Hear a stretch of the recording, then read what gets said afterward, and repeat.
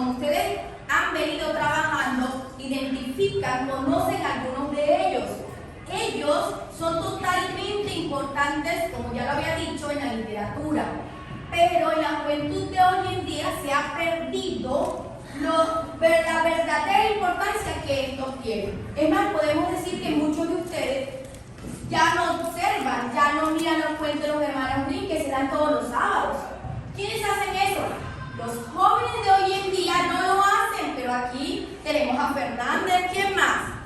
A las 7 de la mañana aún se levantan bien, pero los jóvenes han perdido esa tradición. Lo que son los cuentos populares, los cuentos tradicionales, ya se han perdido. Y nosotros debemos retomar eso, que hace parte del género narrativo, que hace parte de la literatura. Por eso vamos a ir hablando de lo que son su estructura, sus personajes, y también vamos a dar ejemplo de ellos. Vamos a iniciar con la finalidad que tienen los cuentos tradicionales. Aquí tenemos que es entretener, también tenemos que es enseñar, pero antes de eso no podemos avanzar si no hablamos de lo que son los personajes, ¿verdad? En este caso aquí tenemos que hablan mucho de los vicios que se dan en ellos, pero también hablamos de los valores. Tenemos valores como cuáles. ¿Quiénes de ustedes conocen, identifican algunos valores que se dan en los cuentos tradicionales? Aunque aquí tenemos una muestra, ¿verdad? Y lo sopla. Pero como ustedes me dicen que ustedes observan los cuentos tradicionales, ¿cuáles son los valores que vemos allí? Por ejemplo, allá Erika. La solidaridad. La solidaridad, muy bien. La alegría. La humildad. Bien. ¿Y en dónde lo podemos encontrar? ¿En cuáles de esos cuentos tradicionales que ustedes suelen ver lo podemos encontrar?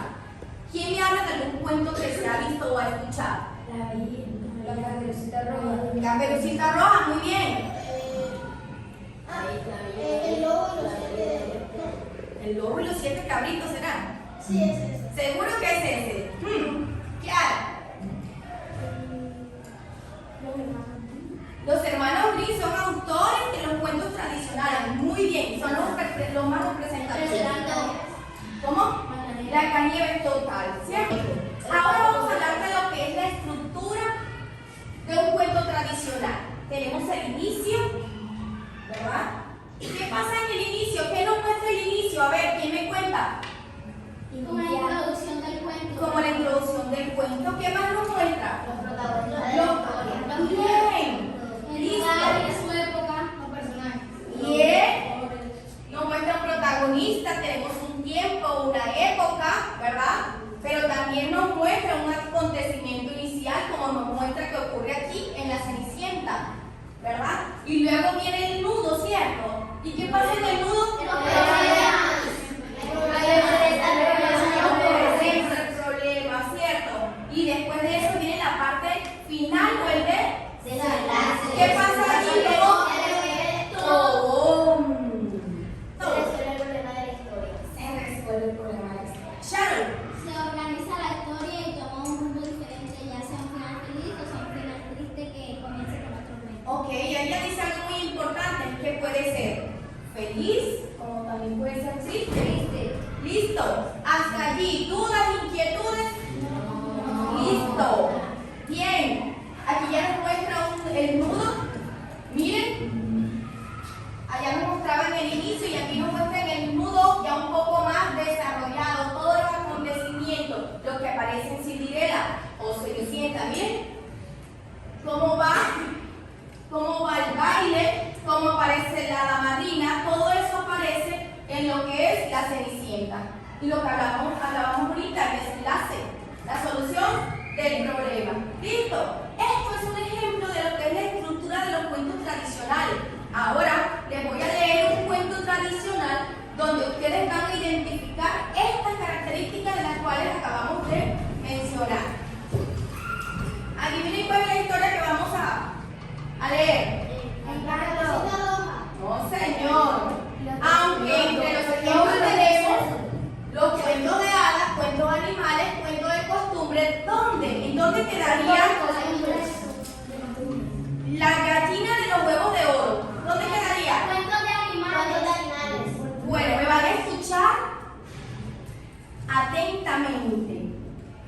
La gallina de los huevos de oro. Érase un labrador tan pobre, que ni siquiera poseía una vaca. Era el más pobre de la aldea. Y resulta que un día, trabajando en el campo y lamentándose de su suerte, apareció un enanito que le dijo: buen hombre, he oído tus lamentaciones y voy a hacer que tu fortuna cambie. Toma esta gallina, esta maravillosa que todos los días pone un huevo de oro. El enanito desapareció sin más ni más y el labrador llevó la gallina a su corral. Al día siguiente, ¡oh, sorpresa! Encontró un huevo de oro, lo puso en una servicita y se fue con ella a la ciudad, donde vendió el huevo por un alto precio. Al día siguiente, loco de alegría, encontró huevo de oro, otro huevo de oro. Por fin, la fortuna había entrado a su casa. Todos los días, un huevo de oro, uno y otro. Fue así que poco a poco, con el producto de la venta de los huevos, fue convirtiéndose en el hombre más rico de la comarca. Sin embargo, una insensata avaricia hizo presa su corazón y pensó: "Ay, ¿por qué esperar a que cada día la gallina ponga un huevo? Mejor la mato y descubriré la mina de oro que lleva dentro". Y así lo hizo, pero en el interior de la gallina no encontró ninguna mina. A causa de la avaricia tan desmedida que tuvo, este tonto aldeano malogró la fortuna que tenía. ¿Qué les parece la historia? Bien. Yo siempre les había hablado de la gallina de oro, ¿cierto? Sí. Cuando me regañaban. Nos deja una enseñanza. ¿Cuál? Es que hay que valorar las cosas que tenemos y no que sean tan avariciosos, porque depende de la avaricia podemos tener cosas que ya tenemos. Excelente. Esa es una enseñanza muy clara que encontramos allí. Pero voy a ir a hacer preguntas puntuales. Por ejemplo, ¿quiénes son los personajes de la historia? Sharon, La ven por acá. gallina, el duende y el campesino de la cuna. ¿Y cuál sería el inicio, Tobón? El hombre era pobre, y de la nada llegó un duende, el cual era la gallina. Listo, muy bien. Y luego, ¿cuál es ese nudo? ¿Qué pasó, Nico, en el nudo? Recuerda que el nudo, ¿qué pasa en el nudo, Nico? La gallina empezó cada día a tener un huevo de oro y el señor salía a ver cómo se hacía. Claro, muy bien. ¿Y el final? ¿Quién me ayuda con el final? Allá, Erika. Erika. Por la avaricia de querer más, terminó matando lo único que hacía que tuviera fortuna. Muy bien. Con este cuento de la gallina de oro se nos facilita identificar lo que es el inicio, el nudo y el desenlace de los cuentos tradicionales. También identificamos lo que son los personajes. Eso es una parte esencial de lo que es el género narrativo y los cuentos tradicionales. Vamos a hacer lo siguiente para mirar qué tanto aprendieron ustedes en cuanto a la estructura. Vamos a hacer la entrega de diferentes cuentos tradicionales en donde ustedes pueden observar e identificar las características de las cuales hemos hablado. Nos vamos a reunir en parejitas, 2 personitas. Itzel puede moverse con su compañero.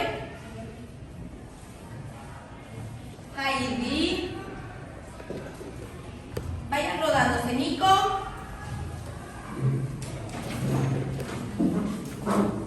Ricitos de oro. Caperucita roja. ¿Lo vas a hacer sola? Podemos hacer un grupo de 3. ¿Listo? ¿Se puede hacer grupo de 3? Sí, solo una excepción.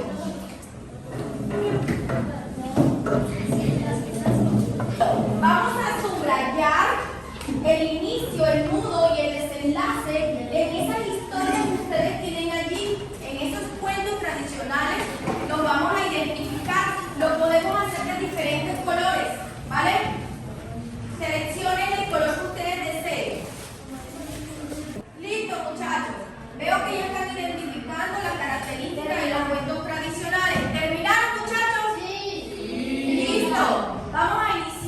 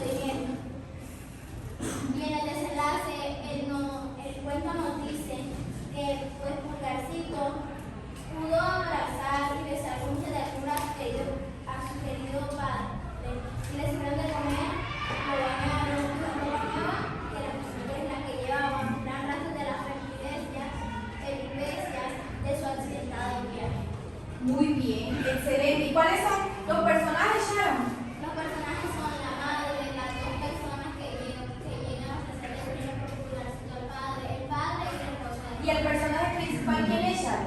García. Listo, muy bien, un aplauso para Sharon. Vamos con Tobo. La alumna Tobo. Buenos días, mi nombre es Ana Tobón y la niña Tobón es la autista de Jaime. ¿Dónde? O más bien, ¿cuál sería el inicio, el nudo y el desenlace, Tobo? El nudo empieza El inicio, perdón, vamos con el inicio, el nudo y el desenlace en la estructura de un cuento tradicional. el inicio es cuando nos hablan sobre la invasión de los dragones y sobre aquellos personajes cuáles son la reina, los niños, los dragones y el autista principalmente. Muy bien. ¿Y el nudo? El nudo cuando ya llegan los dragones al pueblo, la reina de ya la tentación de por fin va a un flautista, el cual lo hace, pero al final no pasa. Excelente, muy bien. ¿Y el desenlace para terminar? El desenlace es cuando el flautista se venga de la reina y la reina como sin más remedio le pregunta. Muy bien, excelente, Tobón. Excelente la actividad realizada. Los cuentos tradicionales es importante identificar cuál es su estructura para poder diferenciarlo de lo que son los otros géneros literarios. Recuerden que el género narrativo tiene otros tipos de textos, como son el mito, como son la leyenda, son otros tipos de textos de los cuales ya hemos hablado. Sin embargo, hay que tener clara la estructura para poder hacer la diferencia uno del otro, reconociendo que los cuentos tradicionales son unos de los más importantes en la literatura porque ellos trascienden, porque ellos van de generación en generación y es de total importancia identificarlos y demostrarle a las demás personas su importancia. Por eso los invito a que en una próxima oportunidad nos vamos a reunir para hacer póster, para hacer carteleras, invitando a los jóvenes de grado 10º, 11 que conozcan de estos cuentos tradicionales como son Caperucita Roja, como son La Cenicienta, como son Rapunzel, como son todos esos cuentos que cuentan los hermanos Grimm, los narran cada sábado, ¿verdad? Porque es un ejemplo de eso, de lo que son cuentos tradicionales. Muchas